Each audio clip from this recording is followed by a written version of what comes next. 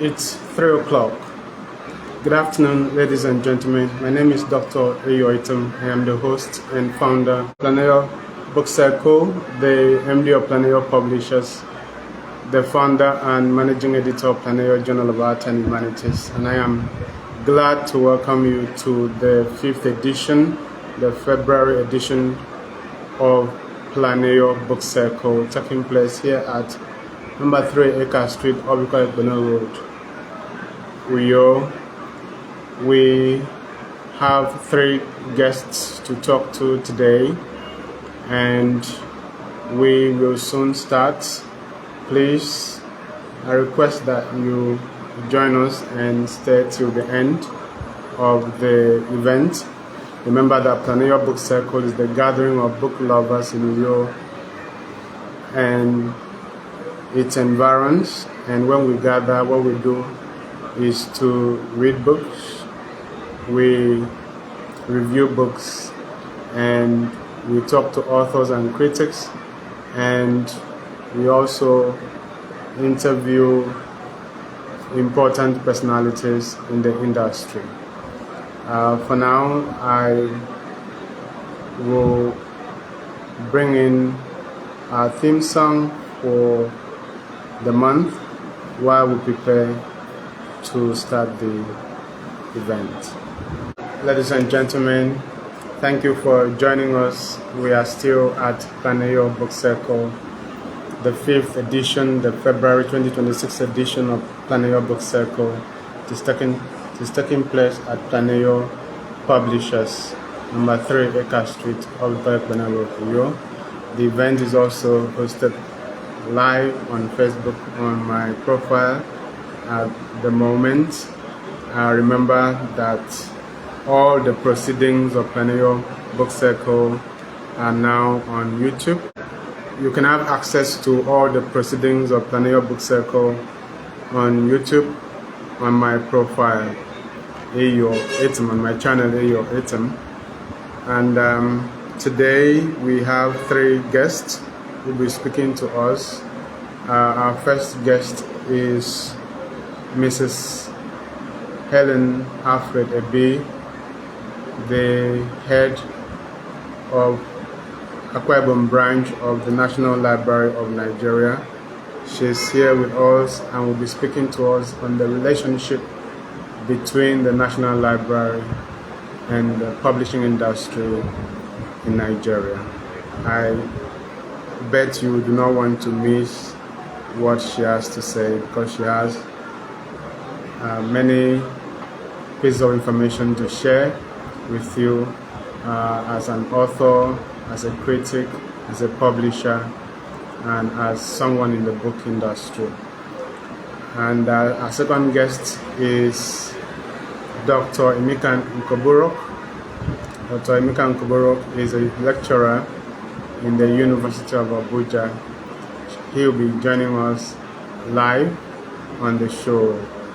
Dr. Emeka Nkoborok is a poet, a publisher, a critic, a scholar, and he has many things to say about his works, especially the one entitled "The Church is in Trouble with the Poet." I also hope you don't want to miss what Emeka will have to say. Also, even as I speak, Emeka is watching us live on Facebook. He is an ardent fan of Planeyo Book Circle, and I must thank him for his dedication to creativity, dedication to criticism, dedication to scholarship, and everything intellectual. Thank you, sir, and welcome. And of course, we will talk to Law Budo. She recently published a debut novel entitled Born of Our Scars. She will join us to discuss her motivations and her vision for writing the book. And we'll soon start with our first guest. But before we do that, we definitely have to take a message from Planeyo Publishers.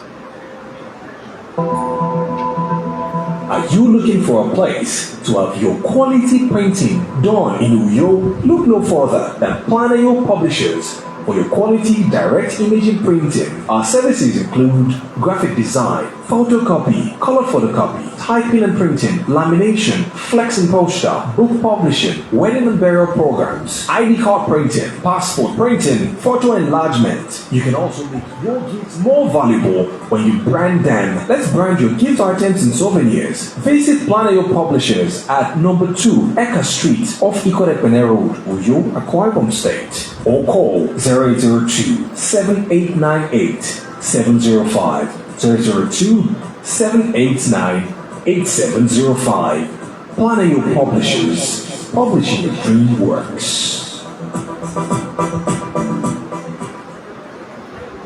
Thank you very much for staying on with us.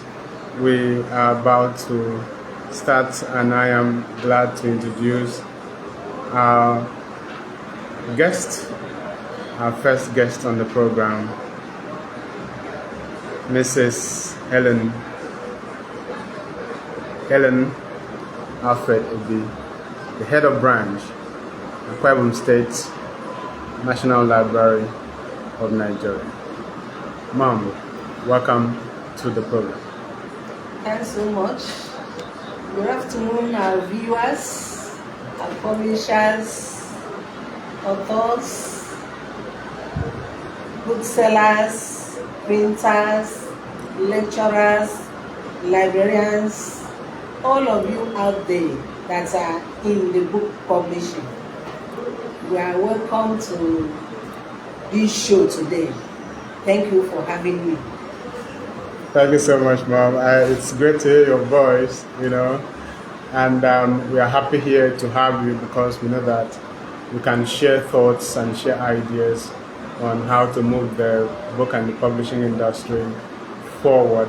But before we go into all of that, let us begin. Let me ask you about your childhood, when you were growing up, your parentage, where you were born, your origin, and the things that shaped your life up to this point. Because I know that when children are growing up, they usually have experiences that shape their journey in life. So could you please tell us about all of that? Yes. It's an interesting one. I grew up in one village called Uruguson in Abakluku government, under Ojuru clan. Abakluku government area. As a young girl, before finishing my secondary school, I happened to have then my beloved parents that were teachers. Along the line, as we are growing, we are 8 born from the same parents, 4 men, 4 ladies. I'm number 5 on the line. So there is this training. My father used to train us. You must read a book a day, at least a page. And he made it mandatory that even if you cannot lay hands on any book, he was bent on buying newspapers on daily basis. If he leaves for work and come back, you happen not to read a page of the newspaper and explain to him the contents, we are going in for it. So we got used to it. You can imagine, it wasn't a wasted effort. That's happened during that time. My father bought one newspaper, brought it to the house, I picked it up I remember that I have something to tell him at the end of the day. Do you know, fortunately, that was how I got the adverts of an employment with the National Library. I called my parents. I said, look, I'm done with my school set and I have my papers. I need to apply for this job as a library assistant. My mom said then, this is national job now, who are you? And do they have a state branch in Akwa Ibom? I said no, I'll try my best. In order not to take so much out of our time, I took it upon myself. I know why I started from this background. I'm starting from there. I wrote the application, took it to the then 1993 post office. There was no phone. I submitted it, came back to the village, joined my mother at homework. Do you know, I was surprised to see 2 weeks after, a courier brought an invitation to my village with the address I put down there. Then, so many things used to go on merits that you are invited to Enugu State branch. That's where the first zonal office is situated, to face the panel of what you apply for. I went there, they gathered money for me, I joined the vehicle, went to Enugu, was interviewed. Do you know, 2 weeks after, a courier came again that I was given an employment with the National Library of Nigeria as a library assistant. That's the beginning of my history that is leading me to become the pioneer head of National Library in Akwa Ibom State. I proceeded from there, trained myself, helped myself, moved to my first letter of station of appointment was Lagos State branch. I moved. Our brothers and sisters were in the place. They received me. They were happy for the courage. They helped me out. I started work. 1993. I have put in so far 33 years in service. I moved on, trained myself. My first step was to make sure that I decided to read further, which I got an admission with Enugu State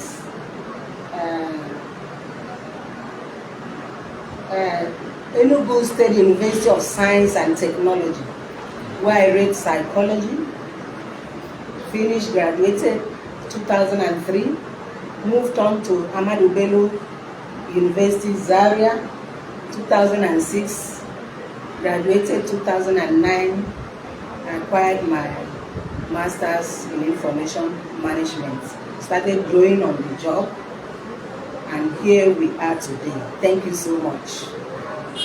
Yeah, thank you, ma'am. So I would also like you to tell us about your education at the levels lower than the university. Yeah.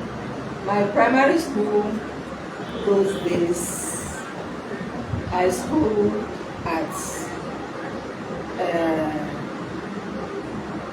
town. There is a primary school in my village called Otoro 1. Okay. Primary and secondary school.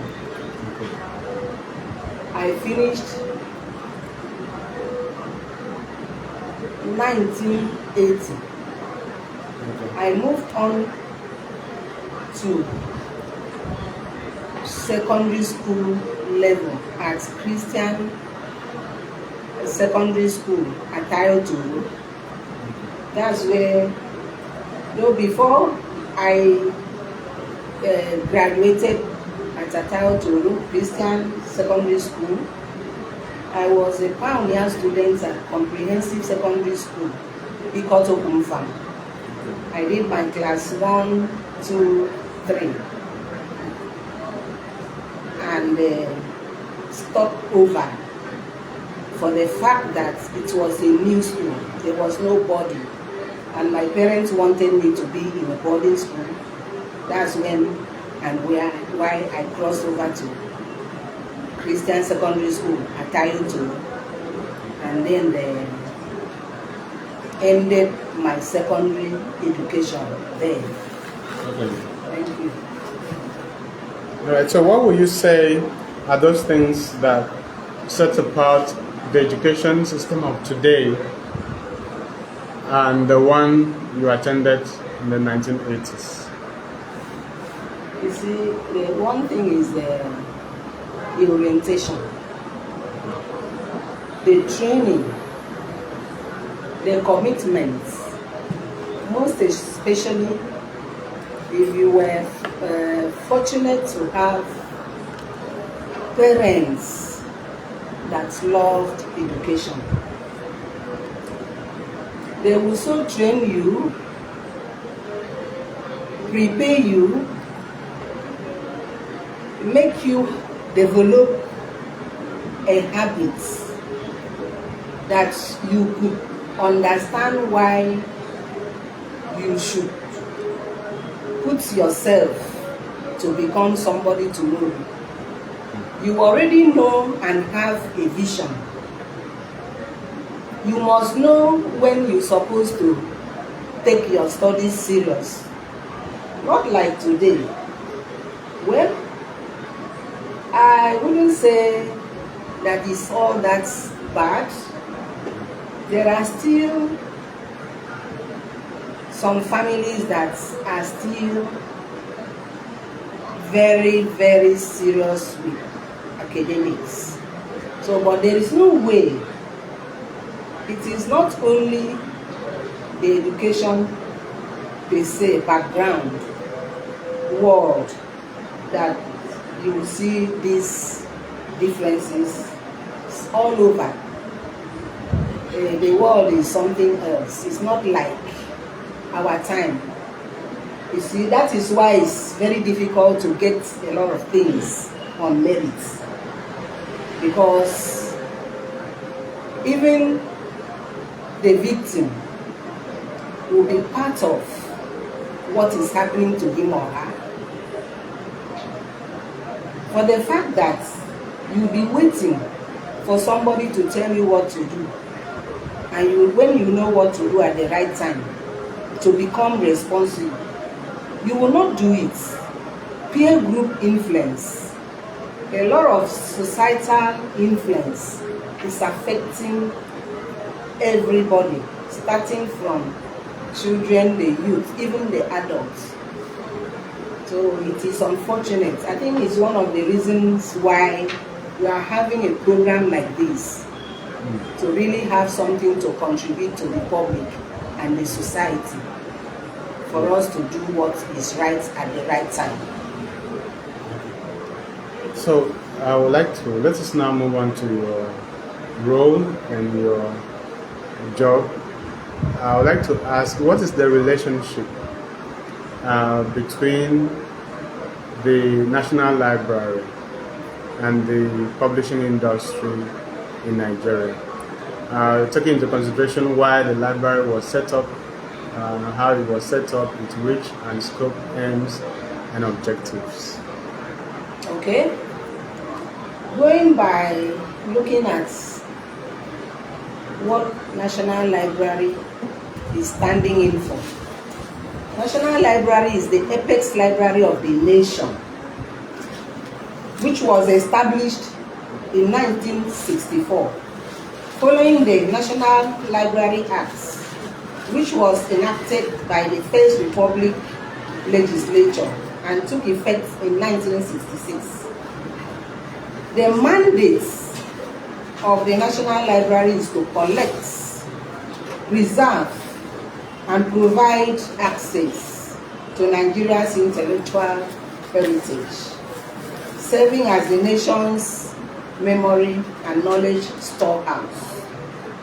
It collects all published works, both Nigerian and international, and makes them available through its branches and digital platforms.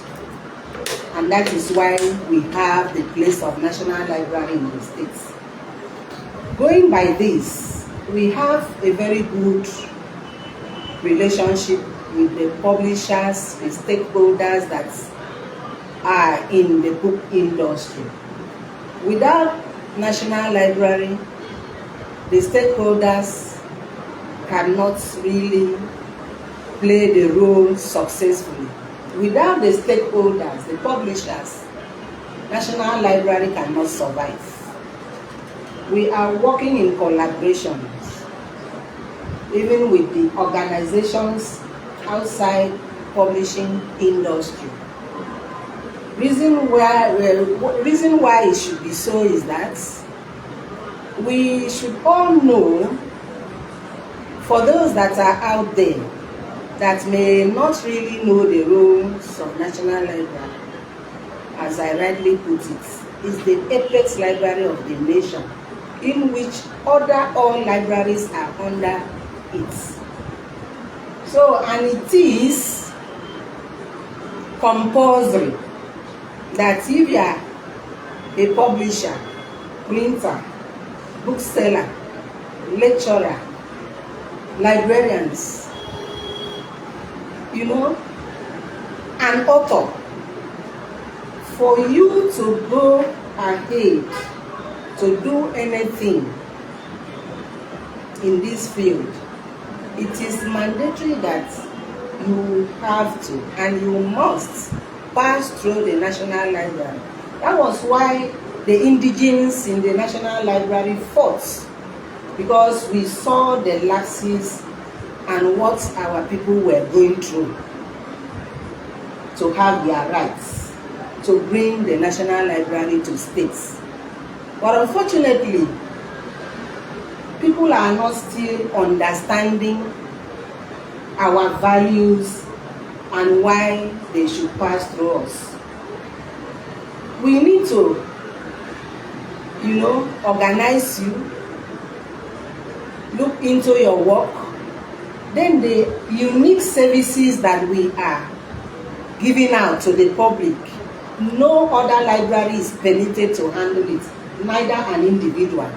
Is the assignments of international standard book number and international standard serial numbers for your publications. And I'm going to pick the benefits, the reason why you should cooperate with us. It might not be today.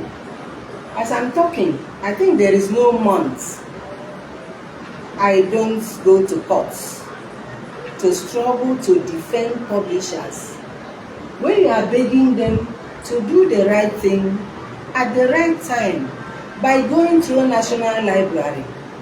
Let us see what you have to publish. Let us know the original owner of the work. Let us assign the numbers to you to secure your work. They will still want to cut corners. Sometimes they are not cheaper. At the end of the day, it's a big risk. Your job can never be secured. You will have something one day to do, mostly in academic.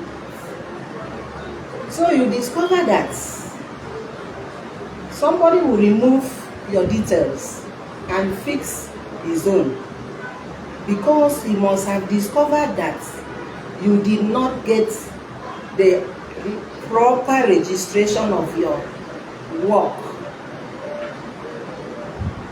He will have smacked you. And from there, I remember when somebody was calling, they are selling my books on Amazon. Madam, please come and help me. I said, are you sure you are the original owner of the work? He said, yes. I got the number at Ibiam Street. I said, okay, go back to Ibiam Street for them to help you. If I were to know their details, those that are selling your books, I will tell them to continue selling. Do you know, at the end of the day, by the time he came back sweating, I checked through my record. He didn't register his work with us. He was working, trading with fake number. The person that collected that job is still, making good money from it till today. And there is nothing he can do. We drag ourselves to the courts. I went there, we call it subpoena. I was able to stand him with the record of the person that stole his work, who was faster than him, who came to the office to register that particular book, collected the rightful details for his name. And there is no court in Nigeria that we are going to go. That is the original owner of the work. That is the work that took him 3 years, day and night to produce. So please, my message to the public, mostly the publishers, even if you are not the author, you are to publish for somebody, try as much as possible to be sure that the number pasted fixed in the book is original ISBN. So our relationship with them is not really ending there. The collaboration that we should have with the stakeholders in the states, we have a lot to do. We could come together, publicize our work, look for a forum to launch it. A mere presence of the National Library will speak volume to assist you achieve what you are, working for. We could do more. There are sensitization programs that we organize to educate our publishers, for them to know the publishing standards, so that you will not keep making these mistakes. Okay, so we will talk more about these issues that we have raised, because in your speech you raised a number of issues that I will have to take you on later. But I would like you to first of all talk about the organization of the National Library, beginning from especially the hierarchy, the officials, from the national level to the state and all of that. Let's know that organizational hierarchy. Okay. We have in place a national librarian, Chief Executive Officer, Professor Chinwe Anunubi. That is the national librarian of today. We have directors. We have deputy directors, assistant directors, librarians are in places. We now have 32 functional state branches in operation. Every state is supposed to have national library, so that at every point our indigenes in the country will not have any reason to say there was no national library to give them the services that is needed. That is why we have National Library in Akwa Ibom State branch. And the normal library services is in place. So who funds the National Library? The federal government funds the National Library. But it's expected that in every state where we are, the state governments should support the office locally. There are so many ways they can support us, because when you are talking about national or federal government funding an organization, we are all aware of the fact that you can never get 100% of what is expected from them. They will only try their best. That was why the state government wrote to National Library to come, because the journalists, the publishers took it upon themselves to report the difficulty, the stress they've been going through for them to get their services from the National Library. Some of them have been going as far as going to Lagos, Abuja, Owerri, Calabar. That was the nearest place. But you can understand what that means for you to make that kind of a journey in order to go and get a single number. And I want to say here, without, fear of anything, that as God will have it, Akwa Ibom State saw it as political. They didn't understand the functions of National Library. Because the building of the e-library was in place, they thought we were coming to compete with them. They didn't give immediate approval, not until the then Commissioner of Education, Professor Nsesi, had need to collect ISBN and use on his publications. He had to fly to Abuja. When he came to Abuja, as God would have it, he came into National Library headquarters and asked for help. When he introduced himself, do you know, at the first floor, he stumbled on an indigene of National Library from Akwa Ibom. So, Mr. Ebiden, now Dr. Ebi, rally round to call our people to come and receive him. He said, "Doctor, you see the way God is working. We have been contributing our money because it's a slap. Other states have gotten it easily. We used to come together, the indigene of the state in National Library. We wrote, we begged, we pleaded that the government should give access for National Library to come to states. They kept turning down. So now, as God will have it, as a Commissioner of Education, look at what we are passing through. He launched at Ren's Continental Hotel, 55,000 naira a night for 1 week to get that number. We deliberately delayed the number so that he will pay more in the hotel. Doctor, forgive me wherever you watch this program. It's your friend though. So at the end of the day, he took it upon himself when he came back to search for that file and brought it up that there is need for this office to be in the state, and came to discover that the publishers have been, going on peaceful protests, talking to governments, begging and all that. That was how our particular letter was approved by the immediate past governor, Odomimando.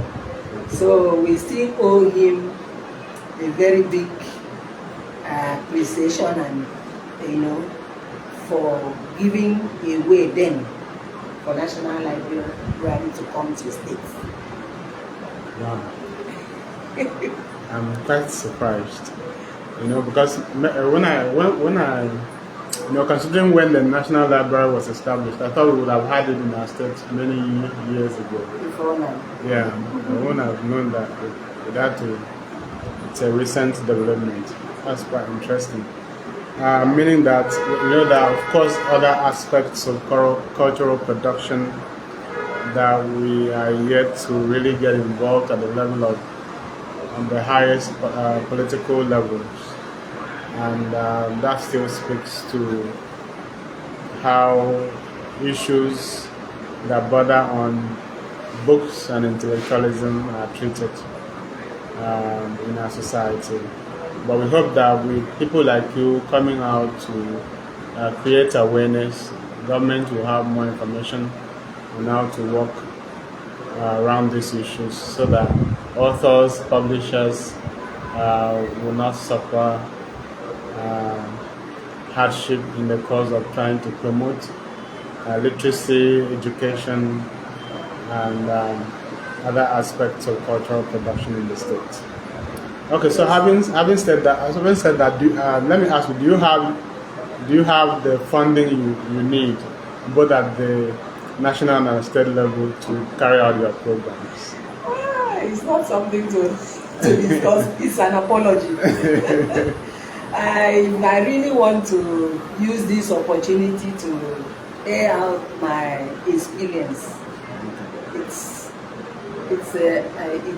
embarrassing. Even the space we are right now putting up, which you know, the State Library Board, is not conducive enough. I want to say here that my other sister states that was established the same day, Bayelsa, Ebonyi State, with National Library of Ebonyi State, they have gone very far. Bayelsa State government built a prototype library for National Library.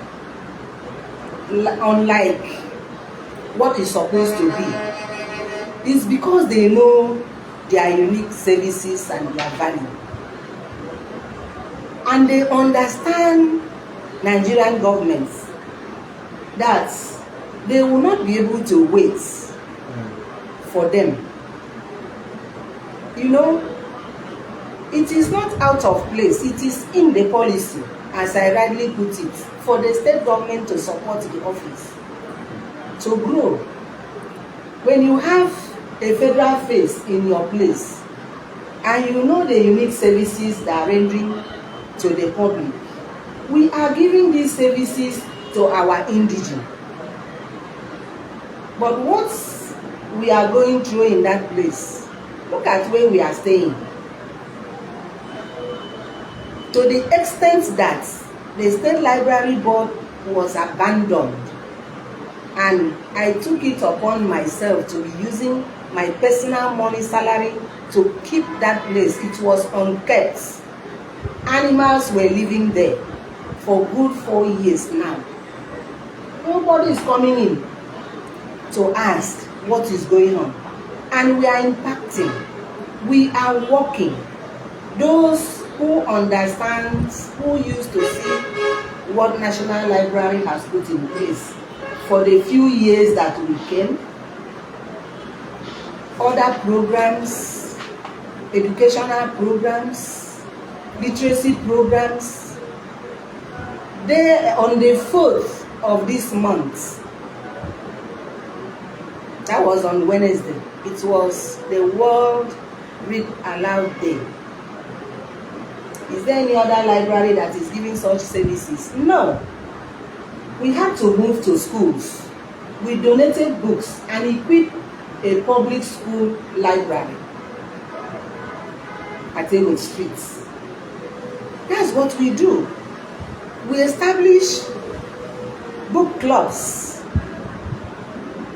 Last year, August, summer holiday program I hosted, I didn't get any support, neither from federal nor state level. I put in my hard-earned salary to gather over 104 children and pay tutors to keep them. These were our kids from these states, in which parents did not have money to pay for extra lessons. And I had to move because literacy is under the First Lady's pet projects. And that was what, and that is what we are doing. I had to move to their office to tell them to come and inaugurate the book club of 104 kids up till today.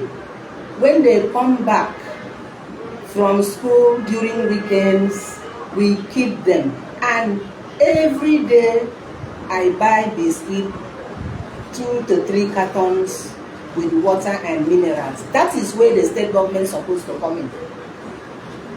No support. And as God will have it, it is on record. We have taken these kids to showcase them as Giver Half Hour. That is the platform of the First Lady of the States. And even the costume, I prepared with my money. So they presented that program and came back. Nobody cares. Do you know in my other colleagues' states, festive periods, representative of the governments will go in there to find out how they are staying. I'm not coming here to tell the public that I'm hungry, that I'm looking for rice.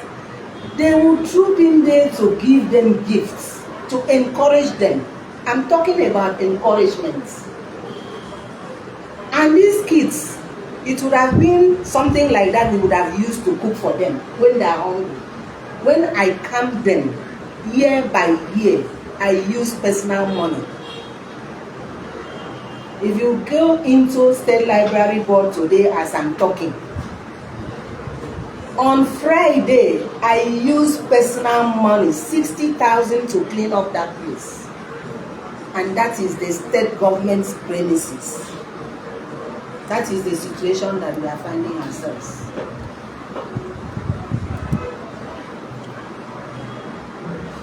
Well, I really hope that the government and its representatives are listening, because this is a very good avenue to support the work that the National Library is doing in Akwa Ibom State.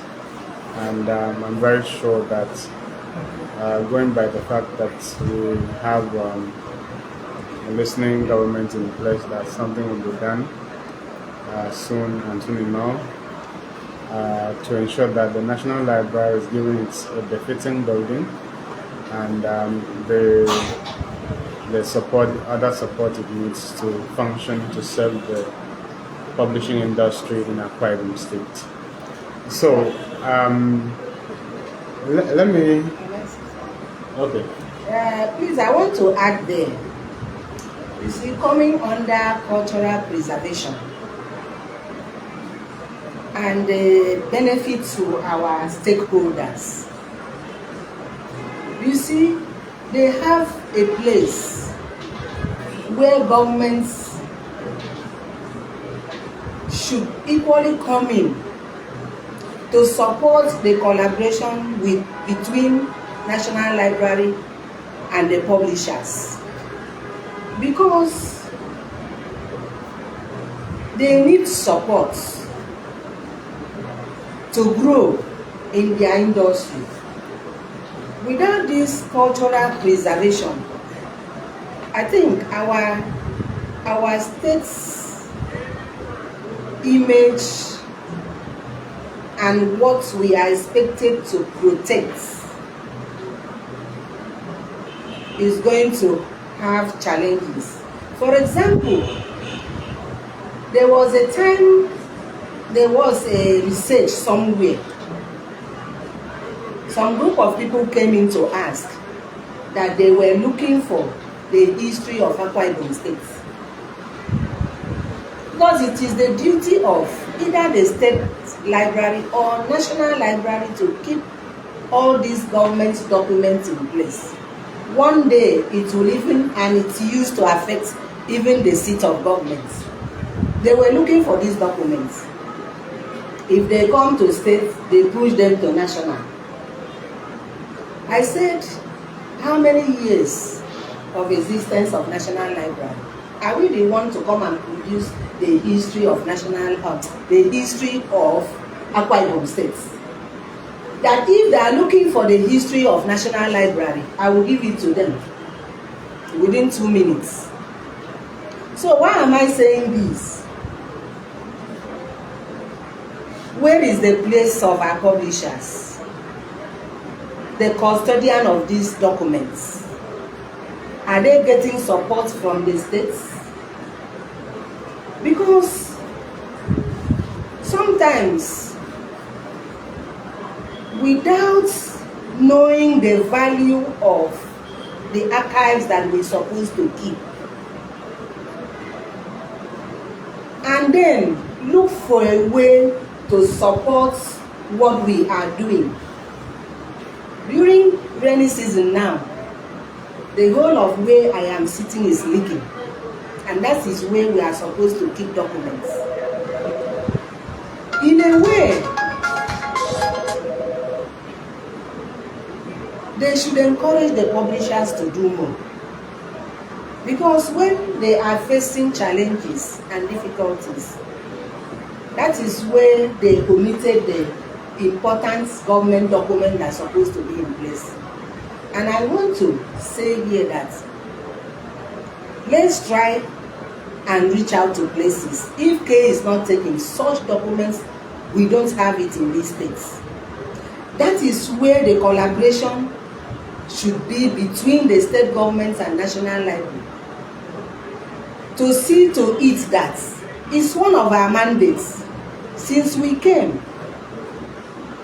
They're not giving us opportunity to do our work. Sometimes those that are in those places, I seek their attention.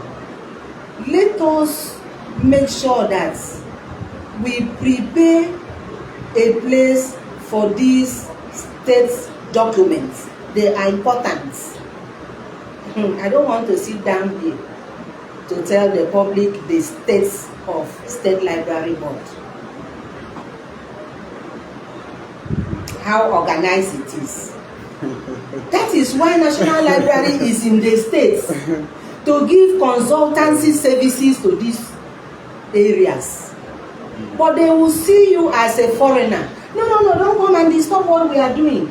Do it and bring the answer. No way. It is the duty of the National Library in the policy to supervise all libraries. And if such areas are given to me, I will give expertise, the knowledge I have, the experience of 33 years in service. I've always been working at the headquarters before coming to state to fix that place and give it the face that they have never seen. But I don't know how to do again. I've written several letters. I've been struggling to penetrate the Ministry of Education. There is a problem in our states. Well, I think whatever problem it is will be solved in Jesus' name. Amen. So please, I wish we could have that document. It's important. Yeah, people keep looking for it. Yeah, many today. other documents too. And I would like to ask you, you just said that it is the duty of the National Library to supervise other libraries in the state. So let me ask you, what is the state of our libraries? What is the state of our libraries right now in the state? Okay, like public libraries. Yes. You see, sometimes, the area I'm coming from, we're supposed to start giving these services from State Library Board and step down to other public libraries. As I speak to you, we are 5 years old in the States. And as God will have it, you have been one of the patrons that used to, attend our events. And we have it as a yearly program of the National Library. We cannot do beyond that at federal level. That is what we call leadership promotion campaign. From the leadership promotion campaign, we step down at that particular local government that we are expected to host that year, to go into public schools, including private schools. Normally we pick 5 in a year, to check the state of their libraries. We do that. Each state we are hosting leadership promotion campaign. We do invite 10 schools. They come into do competitions. Those kids, the pupils and the students will be, check the level of their academic performance.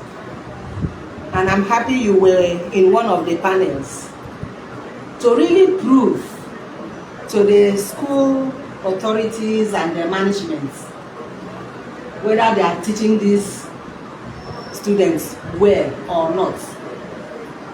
At the end of the day, some schools will go with prizes.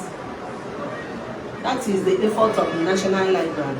And it's supposed not to end there. I will still go back to states. At such programs, the state government is supposed to be the sponsor. Are you getting me? Yes, ma'am. They are supposed to be the sponsors of these programs. Sponsor of these programs. Encourage the students. That is exactly the same time that we go into rural areas to establish literacy programs, which we will keep a place like this.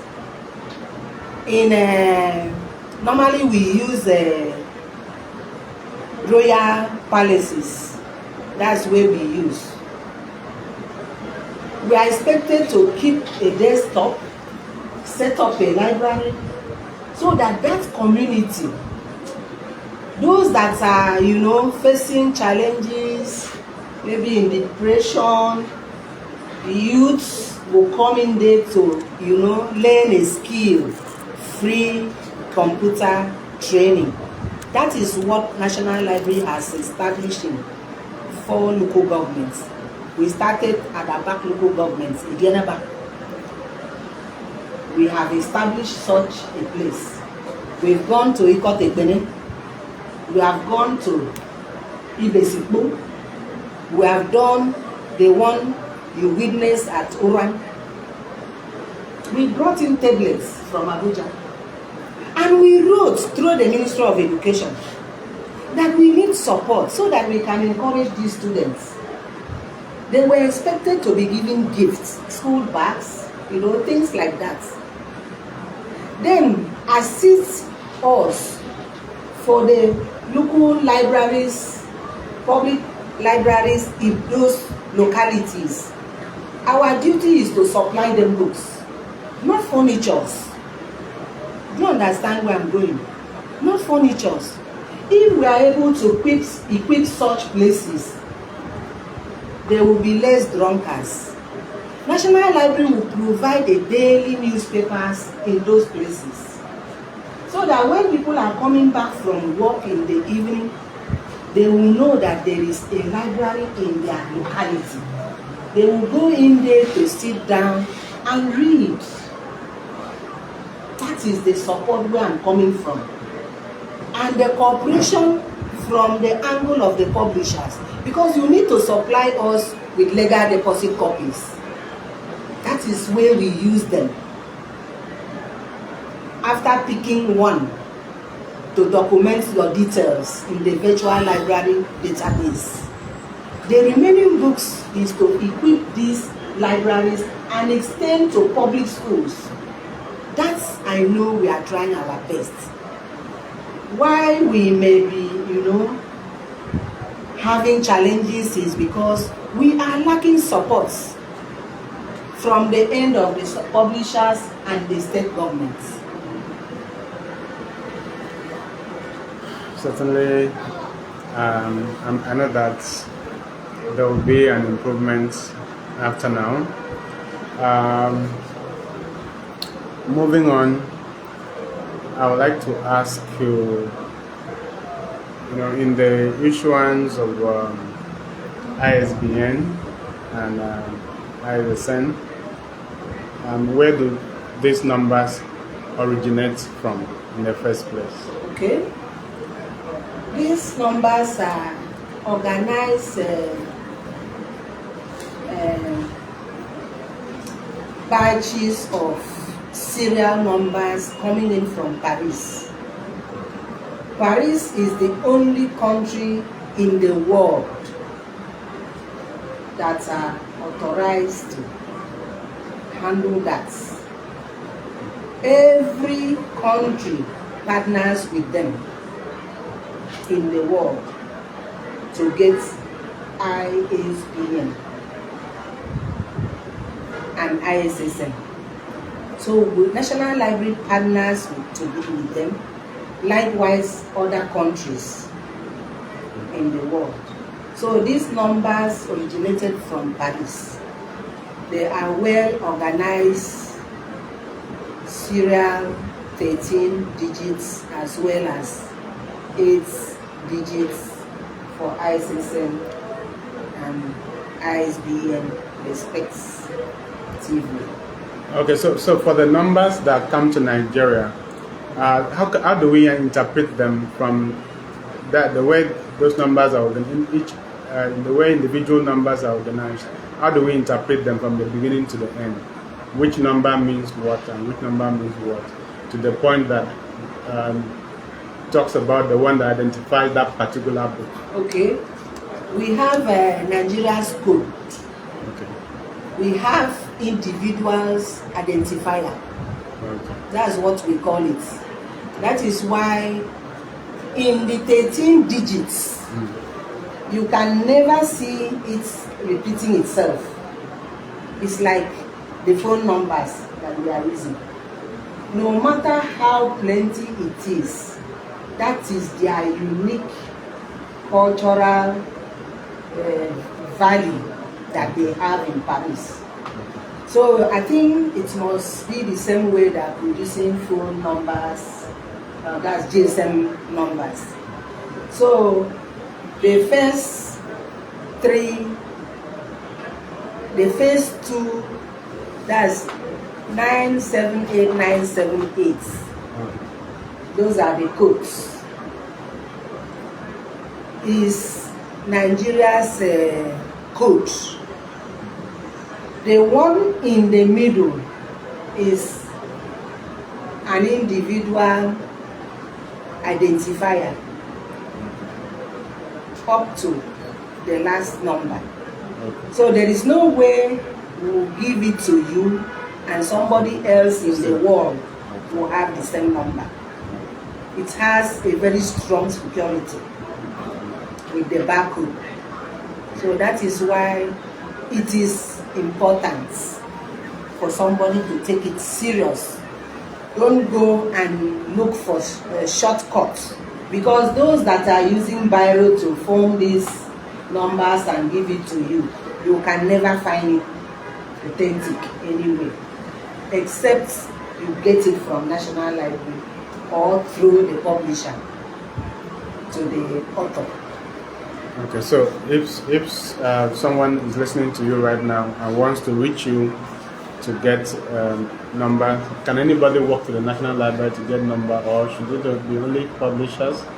Should it be only authors? And how could they reach you, for instance? Okay, before I started this program, I was welcoming the stakeholders. Yeah. And who are the stakeholders in the book industry? Publisher. Please take notes. Publishers. Authors. Booksellers. Printers. Lecturers. Librarians. Those printers, I think I mentioned printer. Those are the people that are permitted to walk into the National Library to request for a number. If you are as an author, you have the opportunity or the requirements. You don't need to wait for somebody to help you get it. You can come in freely with your application, and the requirements are there. We have a waiver for the publisher. Publishers do have a waiver.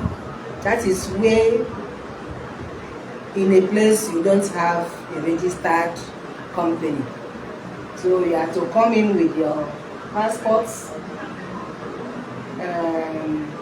valid ID card, your application, the title of the book, the preliminary pages, your email, contact address, and your phone number. That is the waiver, the requirements for the publisher. For the authors, the publishers, they already know that.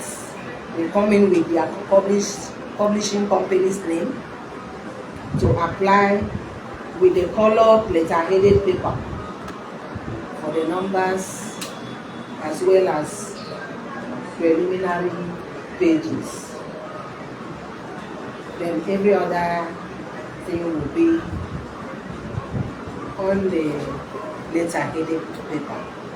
Anybody can walk in and get the number free. And we are equally going online for single numbers. We have our sites. We go online, follow the process, you'll be there. Okay. So National Library has gone online for single numbers from number 2 to 10, block of 10, are given out manually. Okay. So I noticed that the numbers, the ISBN usually comes with the barcode. Why is this so? What's the need of the barcode? The barcode is a secret identity that gives security to the book too.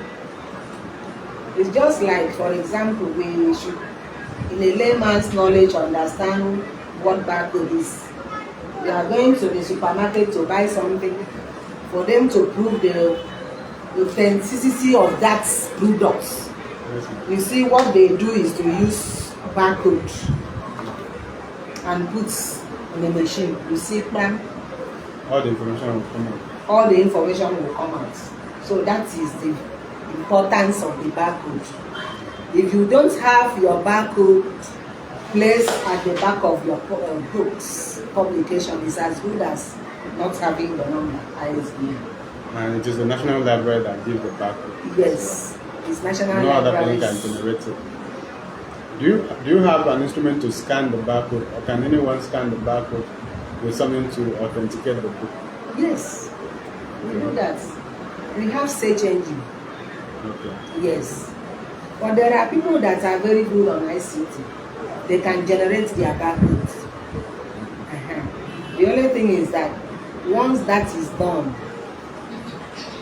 during the period of submission of legal deposit copies, we will detect whether the barcode is original or not. Once it is authentic, we'll pick it through our search engine. It goes through the straight to the virtual library, National Library's database. You don't have to bother about it if you can generate it, but it is compulsory you have it. Wow.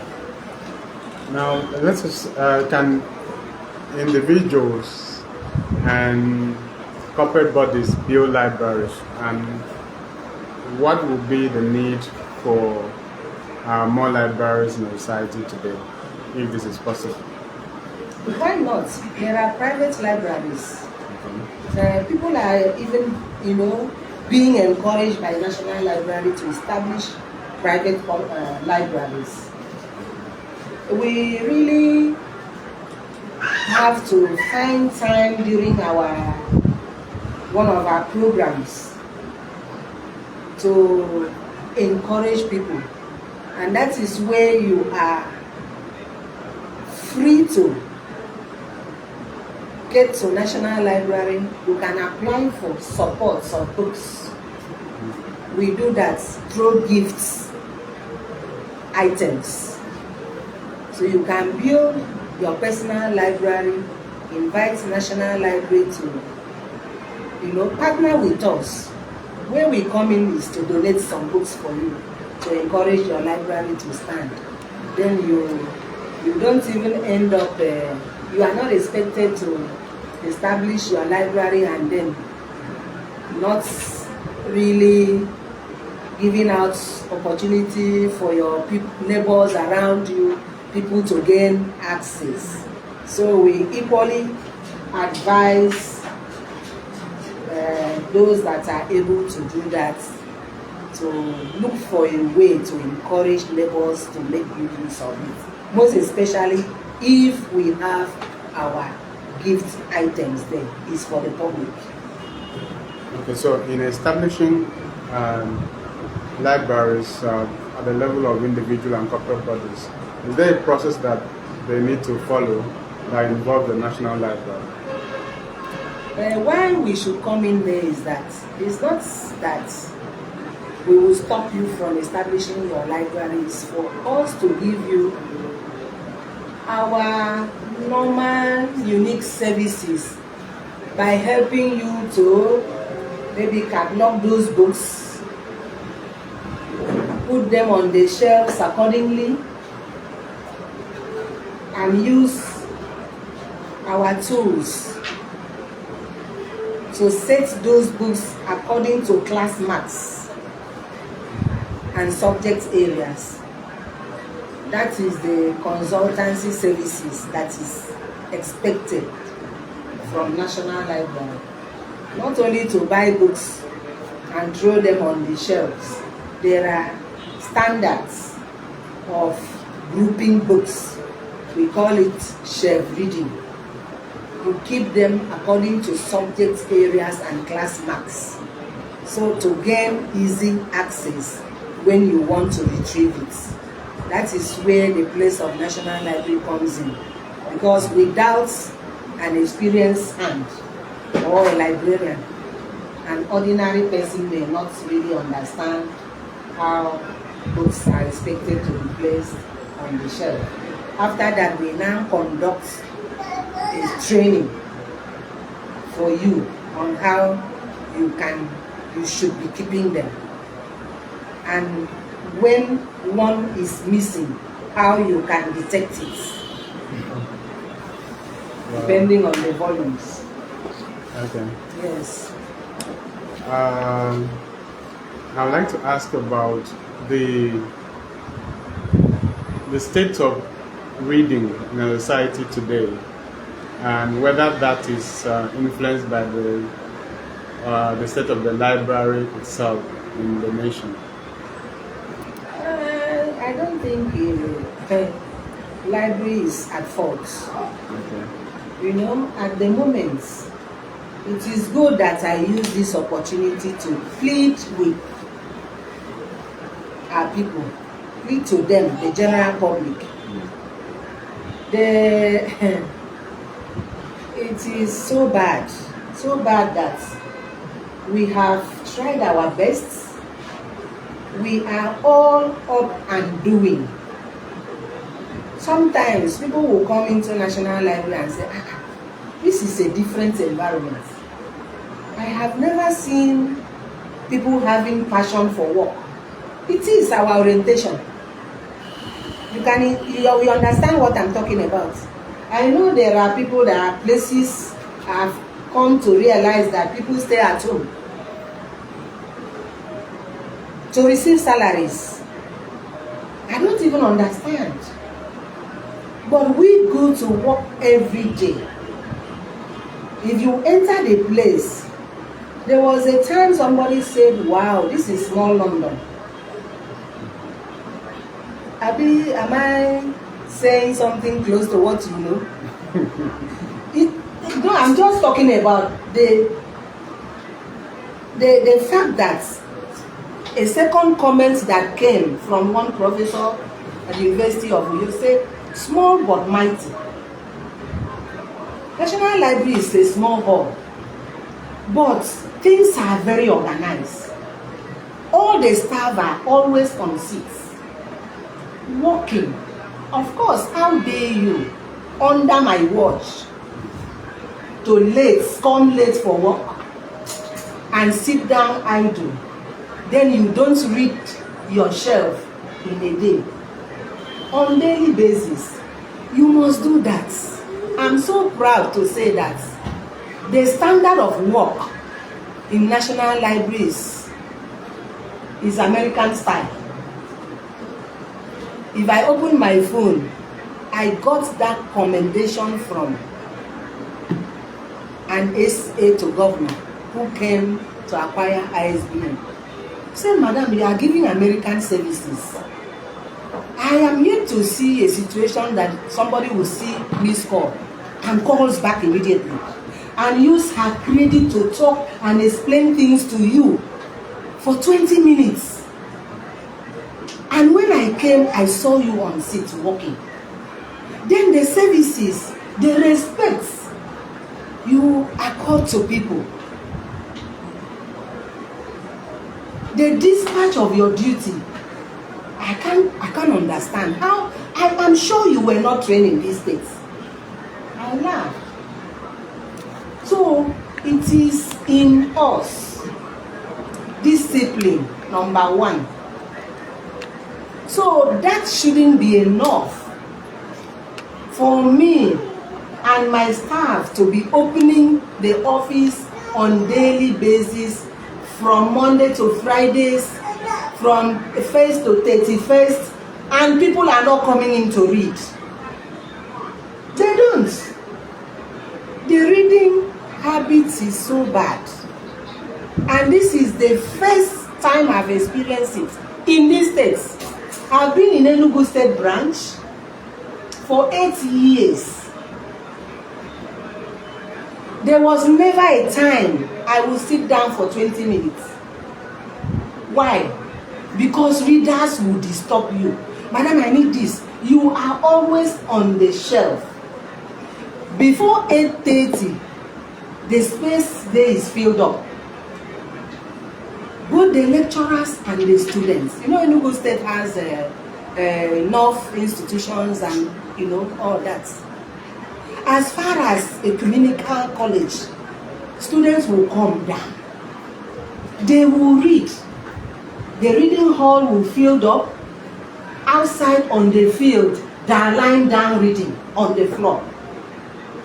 You that is working there, you will be standing throughout to attend to them, to retrieve things for them from the shelf, to do research for them.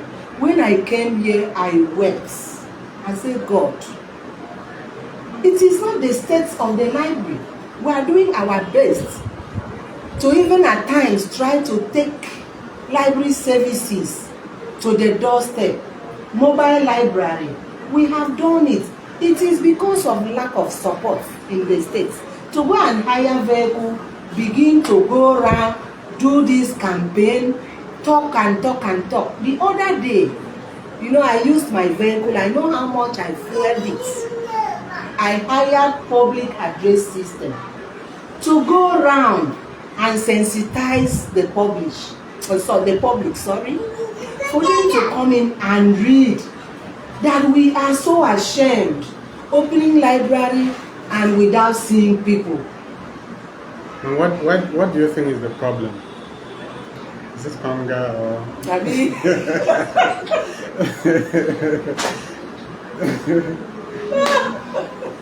Where do we start from? Because like hungry people cannot. Doctor, you should be in the right position to tell me, because you know, from the university level, I don't know how you people are, you know, managing your students, and students will be in the classes While you are lecturing, praising phones. My staff don't even praise phones before me. I'm talking about staff of National Library. Once they see me, they drop the phone. Because I know you will use your phone. There are times for everything. Responsibly. So, when I look at even in the universities in our states, I am so sorry to say this. I was thinking I should defer my admission from Uni Abuja when I was thinking of going back to do my PhD. But when I came down here to see how they water education, I said I will never get my certificate from here. Sorry to say it. I'm not mentioning any school. Why am I saying it? Students used to come for library visits. Do you know a student that was about to graduate, that's still writing their project too? They came for IT to my office. She could not write. She was unable to write. When I conducted a program, and at the end of it, I said, wow, let me even try something. We are going to do presentation before you go. Everybody, I gave them topics. In fact, I even went and brought my old files. I brought out some, topics I presented somewhere. Gave it to them differently. We are going to do presentation, PowerPoints. They are graduating, so that let's see how it goes. They were crying, begging me, madam, please. They don't even know what I am talking about. I said, come. Come and read this thing for me. And I want to write something. That I forgot my eyeglasses at home. I gave it to this student. Do you know she was standing there for 20 minutes, could not read a page. 400 level. I said, Jesus. I called the lecturer, the head of the department. If she is listening to me, she knows what I'm talking about. What is going on? I don't want to mention the university. See, your students, there is somebody that cannot read. 4 years. How do you teach them? And she said, madam, don't go near there. It's an apology. Do you know in ABU, as when you are writing your exams, the cameras are everywhere. You don't shake. So many people used to drop out. You are sure of when you are getting admission. You don't know when you are graduating. When I did my master's in information management, we were 37. Only 12 graduated. The class representative did not graduate till today. If you remove certificates in ABU anywhere in this country, is it Malam that you are going to go and write? Everywhere pasted in lecturers' offices, out of bounds. No woman enters them. So you understand where I'm going? You don't go into lecturers' offices. If they are in the lecture room 5 minutes before time, you are not well seated. Forget it for the day. So, whether you like it or not, you will read in ABU before you graduate. Even my colleagues, we were 5. It's not all of us that graduated. So I am always very confident in wherever and when I want to talk about this.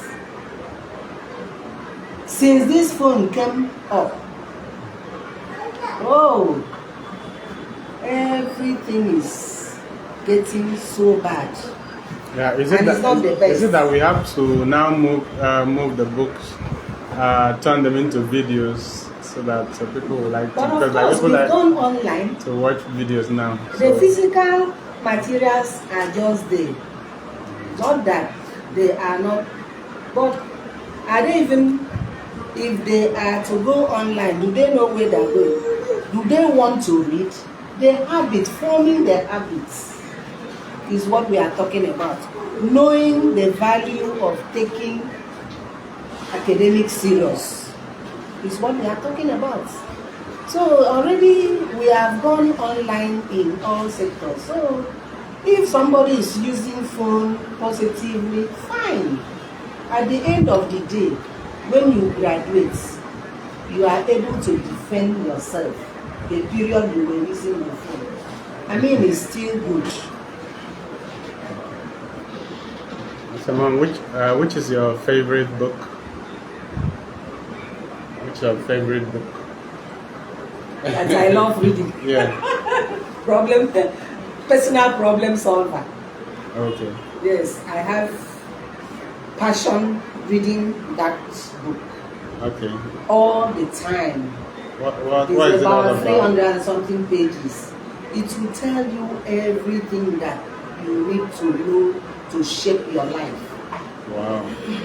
to achieve in life, to get to the top. Sure, you understand? Yes, ma'am. Personal problem solver. That's amazing. So you recommend it to the people listening now? Do you recommend it to the readers now? Well, it's why not? You know, because sometimes a lot of people grow up, they are not fortunate to have mentors, people that could work on them to take them to places, people that they could grow under, that will tell them the true life stories. So they need to help themselves without waiting for anybody. Okay, ma'am. So we would like to ask you to give your final remarks, maybe advice and piece of information that the audience and the public will need to know about the National Library before we bring the interview to an end. So the general public, I want to start from the place of publishers and really advise and plead with them to desist from using fake ISBN. Some minutes ago, I was talking about going to the courts, trying to defend somebody. And unfortunately, the publisher that brought this fake number for the original owner of the book is no more alive. Okay. But the crime has been committed. So I want to plead for them, no matter what it takes. I don't even know whether it's laziness. I don't even know what we have done. Because one of them from Ibiam Street challenged me one time that, Madam, you have come to remove food from our mouth. You can imagine the level of illiteracy and his understanding. I said, how? He said, these numbers, we have been selling them 30,000. And you are coming to be collecting 5,000, 4,000. Then, to give free numbers. is looking at it as free numbers. So I try to like make him understand that we can do business together. Please come and get the original, go and charge them. Sure, you understand? It depends. If you have a good relationship with your clients, I will not be there to know how much you are collecting. But why do you want to be so wicked in using your biro to pick what is not correct? Tomorrow, it might fall back on you. And if I am there, I will not have mercy on you. And to tell the public, it is now on the table of the president, and it will soon come up. It has passed through the first and the second hearing. So the penalty of these things does not have a second phase. By the time that it is launched and you go in for it as the first victim, you have yourself to be blamed.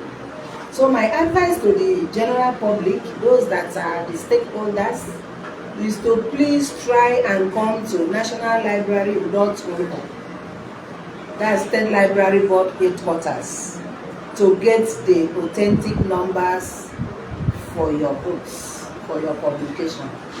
And do well to invite the National Library at your book launches.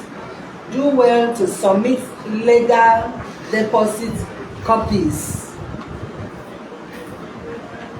Legal deposit copies are important for production of NBN, National Bibliography of Nigeria. Before I forget, National Bibliography of Nigeria is a government's national libraries documents, federal government's documents that actually captures the details of every publisher in the country. If you are not being captured in the NBN, National Bibliography of Nigeria, then you are still very far from us. So that's the essence of legal deposits collections. Do well to submit it to protect your work because of the benefits to you. And then we could do well by partnering with us. There are times in the states we can, declare books exhibition.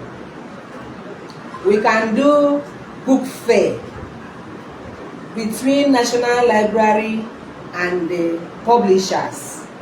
We could organize a book fair, do book exhibitions, invite people from outside so that you can have this channel of giving out what you are producing to the public. And then we do celebrate our publishers too during annual events. So if you partner with us, all these things are in place for you to benefit. Then to the students, to the youths, to the adults, everybody, please embrace reading. Reading is good. We are taking our library services to the rural areas, everywhere. Come in and ask us for any library consultancy services. Those that are running public schools, you have the opportunity of writing to us and get free books to equip your libraries.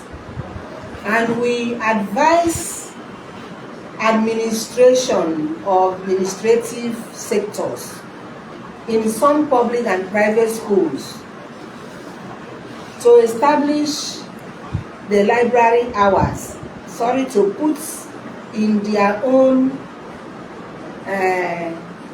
school curriculum, library hours for students to always use their break period to visit libraries.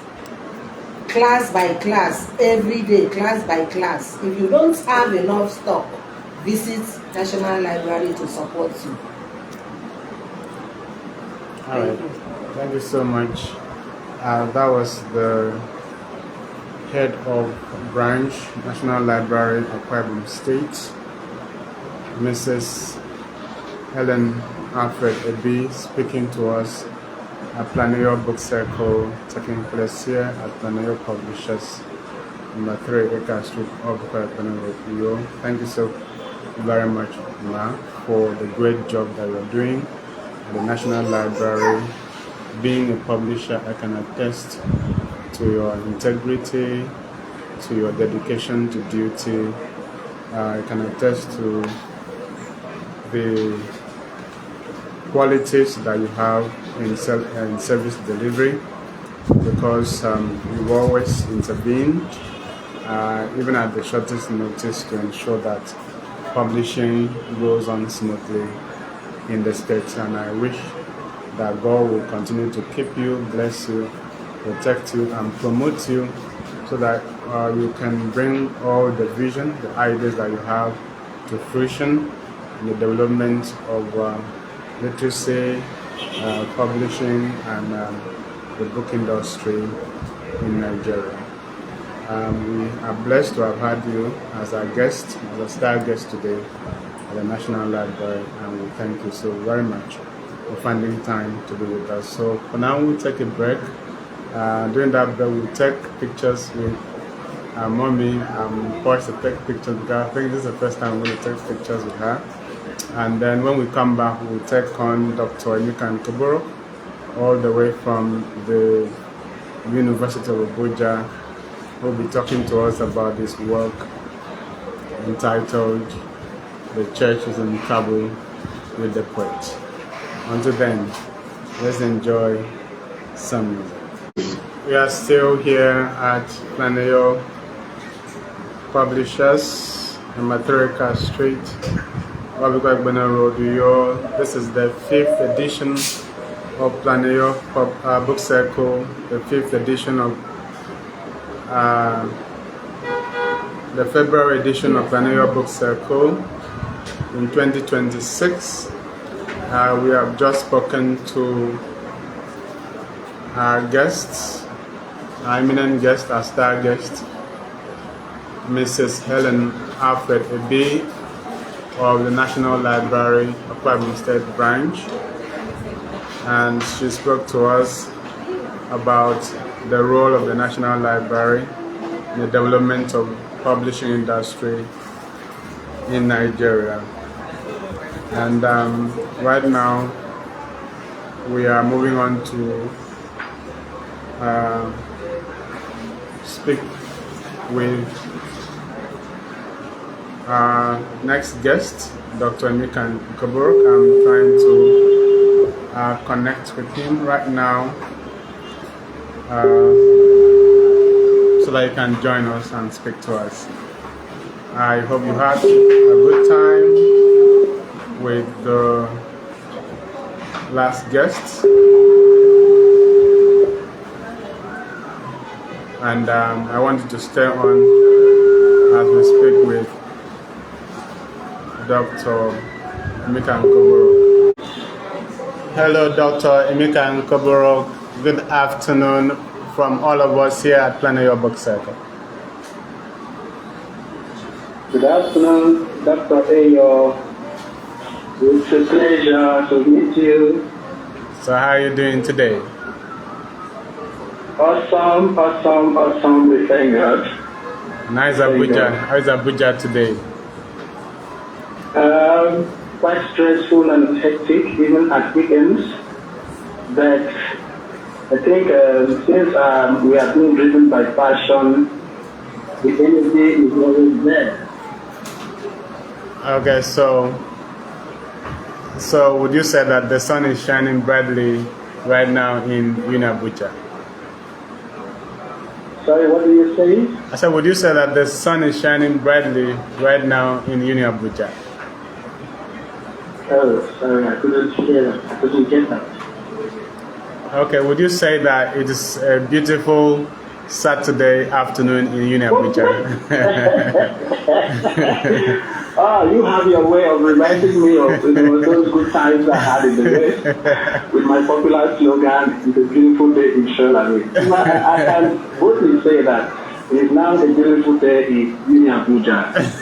Of course. Because wherever you move to becomes beautiful. The day becomes beautiful wherever you move to. Yes, it has to. It has to be beautiful. All right, welcome to Planeyo Book Circle once again. Let us start with the question: what exactly did the church do to the poet?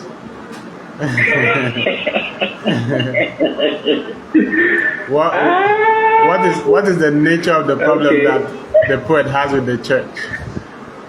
Okay. Because you say even as I look at you now, you dress like a minister. You understand?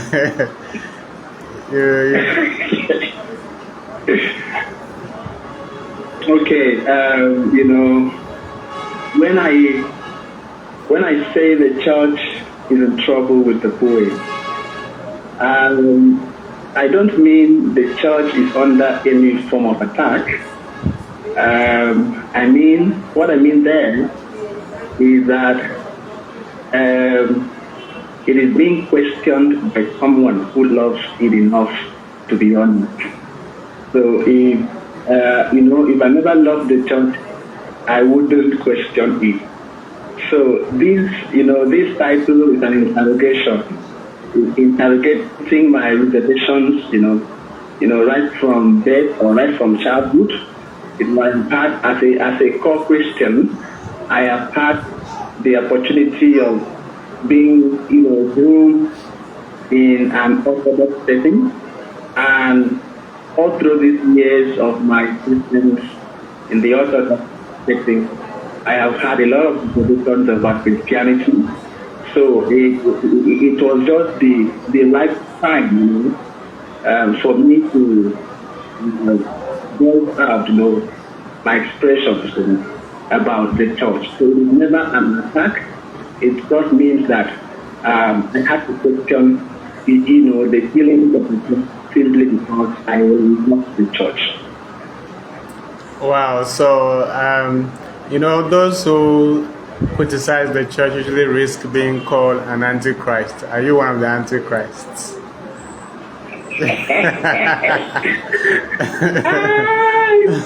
All right. I said something about honesty. I said something about honesty. And to be honest, I wouldn't say I am a core Christian, going by my definition of who a Christian is. In fact, if I want to reel out my distribution, the distribution of my beliefs, it would be that I am 70% a humanist, 70% a humanist, let me say 10% an atheist, and 20% a Christian. You know why I said 10% an atheist? No, sir. Because Christianity has not been able to provide sufficient conviction, to my reservations and questions. So I leave that 10%, for. So what are these questions? In case there is a powerful man of God out there who would like to answer you and bring you back 100% into the fold. Okay. One of such questions would be,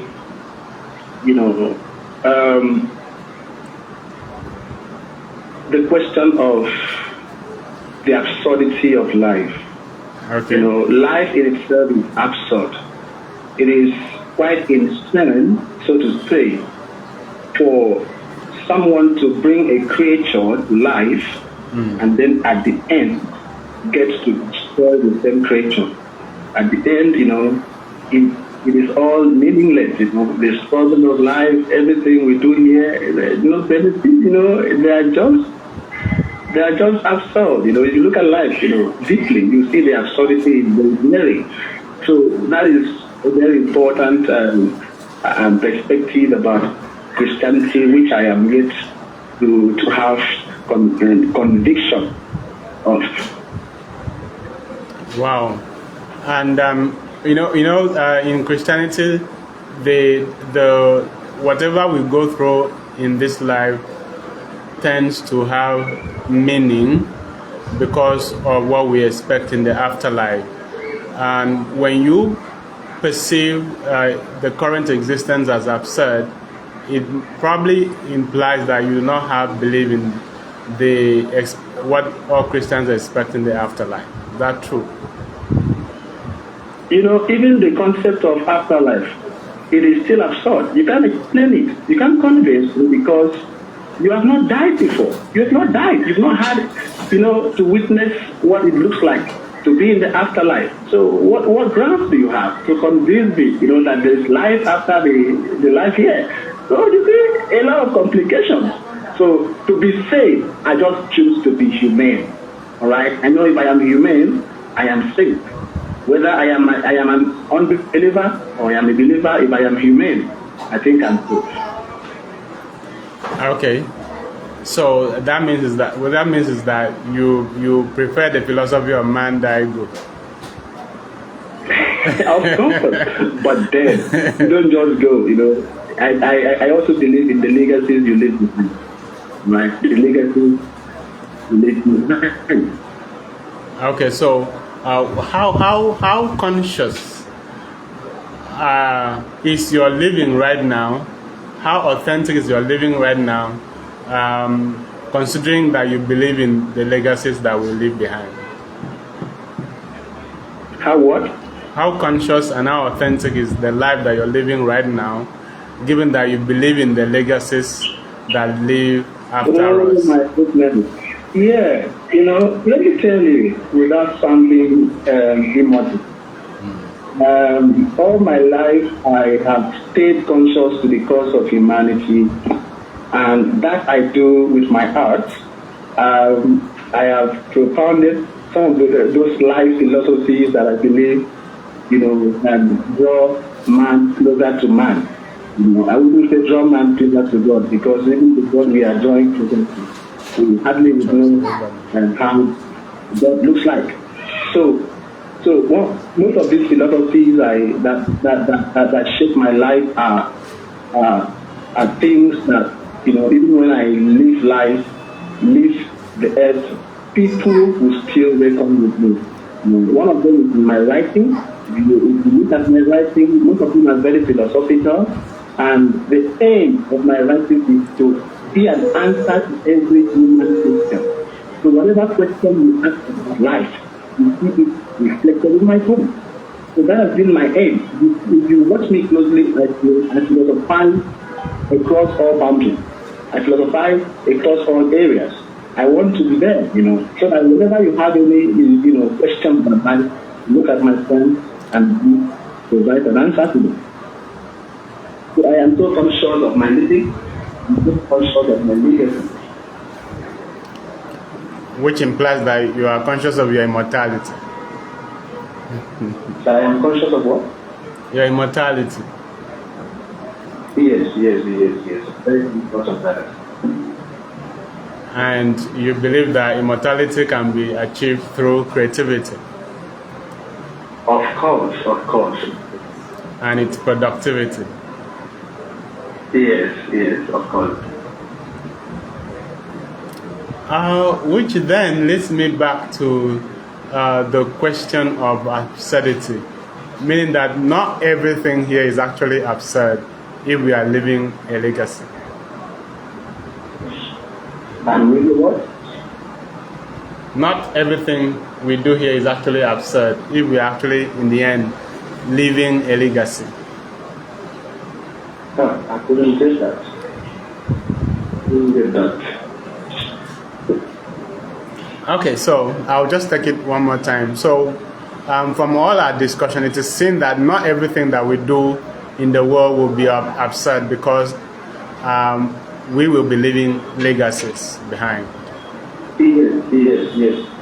So not a positive mentality because of the legacies that we live after we are long gone. Quite interesting. Now, let me ask you how you came by the current ideals and ideas that you hold regarding existence, religion, and creativity. How did it all start? What were the processes? How did you come here? How did you get to this point? How did I get to which point? The point where you hold the thoughts and the ideas that you have now concerning life, religion, and existence generally. Okay. Well, that again takes us to what changes is introduced, in the process to the school. And I have said that I am wanting to be I wouldn't say I am an individual, but then I had a lot of information about life, religion, Christianity, what have you. A lot of information. I've been to such fellow right from family, and while growing up, a lot of Christian-related matters arise my little age. I've been in the choir, in the concert, in the congregation, and I've had the opportunity of preaching the gospel. Like every morning when we wake up in our room, my parents then will engage us in the Bible, a lot of miracles. So I have had this deep understanding of matters of faith.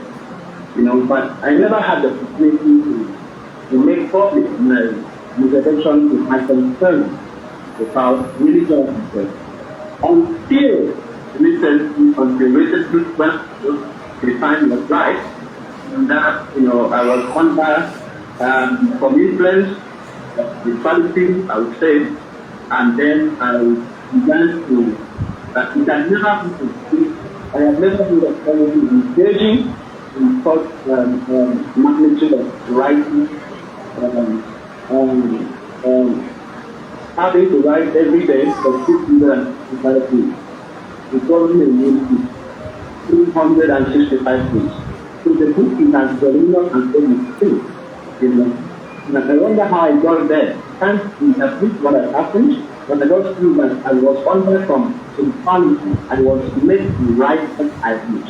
Right? I was made to write what I did. And immediately I ended the writing or the film. Immediately I ended the writing the inspiration okay. So it has been an opportunity for me to get to experience all that I had in my mind, all that I had the burden while growing up with the Christianity and the life of Christ. Okay, so don't you think that at some point your education must have clashed with your religious beliefs? Maybe the materials you were exposed to in school or other things you must have read along the way must have clashed with your religious beliefs. And if this is so, what were these materials? At what point does this clash take place? I know you're asking me this question from a conscious standpoint, because you are an English person and I'm also an English person. You and I, we believe that there's a particular course we did in our university stage. That course was called, I think, Drama in Ibsen, where we had the opportunity to read books like Waiting for Godot, and now, how we all waited for a lifetime, and Godot never showed up, So, these are, principles in paper that have strongly buttressed the reservations I have had about Christianity and religion, to be very honest. So when I got exposed to things like that, just because my life has been very philosophical, So you are right to say that my exposure educationally must have, intersected sort of in my religious belief and philosophy. So you are very correct. Okay. Now, talking about leaving legacies, I would like you to, you said mostly that you have legacies in the at the level of creativity and cultural production. I also would like you to tell us if you are thinking about legacies at the level of your scholarship, teaching, research, and community service, especially where you are right now in the University of Abuja.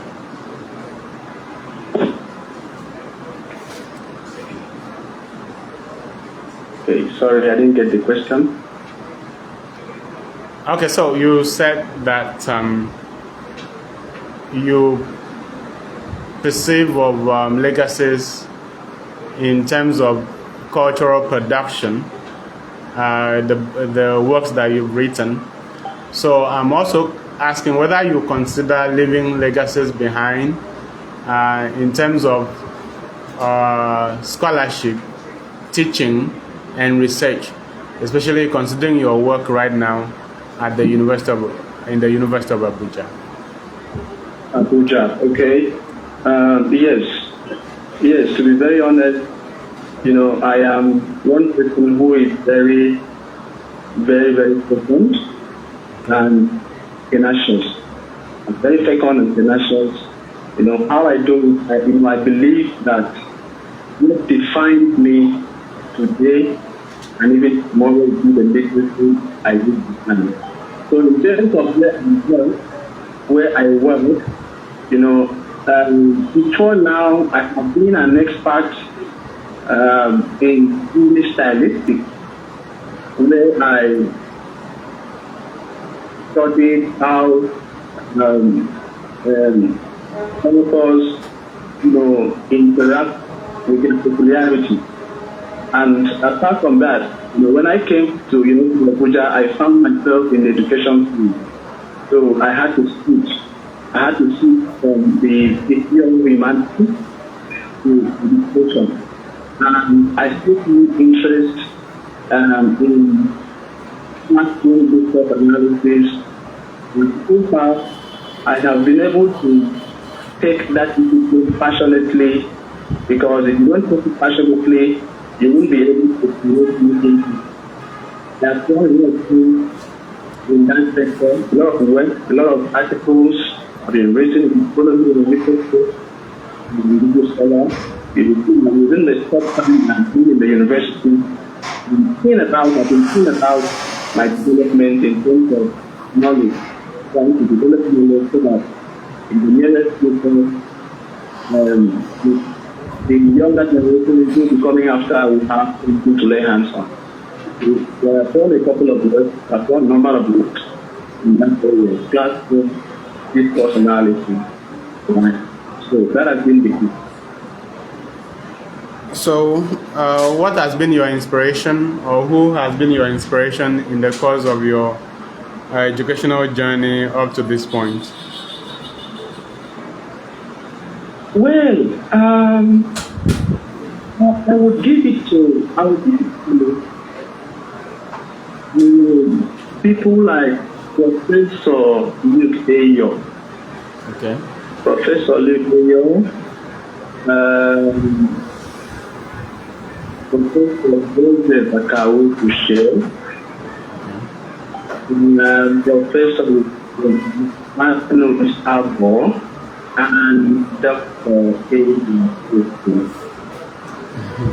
So you see, more generation of scholars who have it all began. In Planeyo, my first encounter about language, and then he handed me over to Joe Kushel, who put me in my first area of which was English stylistics and poetry.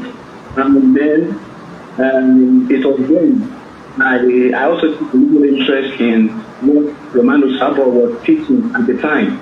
With the discourse angle, he was teaching discourse analysis then, and I took little interest in it. But now time flies. Today, I have gone back to specialize in that.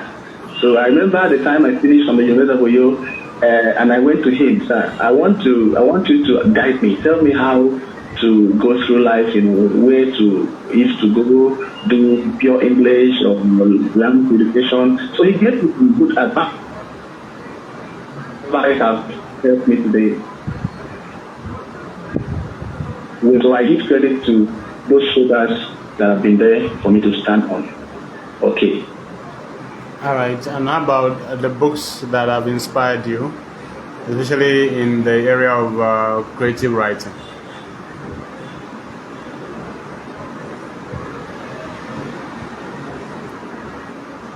Sorry, I didn't get that. I'm asking the books that have inspired you, especially in the area of creative writing. The books that have inspired. Yes. They are all, majorly they are all collections in Professor Joseph Akawu Ushi. All right, they are all collections from Joseph Akawu Ushi, and collections from the popular Neo Shundari. You see, Joshi and Neo Shundari, they have a lot in common in terms of their creative outputs, in terms of their public interest. We can't do with interest.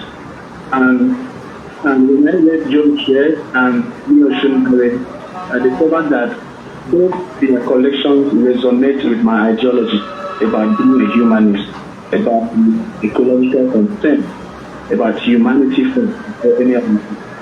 So where I have found interest in the aesthetic work, and again, I had the opportunity of examining all collections published by Joseph Akawu Ushie in my master's. I had the opportunity of doing that from a stylistic standpoint.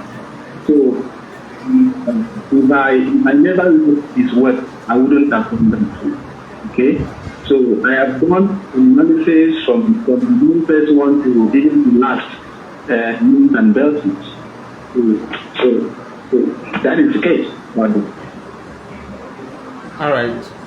So the church is in trouble with the poet. Do you have the collection with you right now? Yes. Even before now, the collection has been placed on sale, but for the purpose of the engagement today, I had made available some poems I would be reading from. Okay. How are they available? Is it on the platform? They are there on my platform, on my Facebook timeline, and they are also on your WhatsApp platform. They're there. That's Planeyo Book Circle platform? Yes, they are there. Look up, you see it there. Okay, yeah, because I would like you to read. I would like you to read and discuss like 3 poems in the collection, and then we now make some comments and then we round it off. Okay. All right, I'll have to log into my laptop. Give me a moment. I'm doing that right now. Okay. I have the poems on the screen. All right. Okay. In their order, I carefully selected about 4 of them, but you have given me the right to read 3. Yeah, 3, because 3 is more powerful than 4. So let me look for the most powerful. Okay.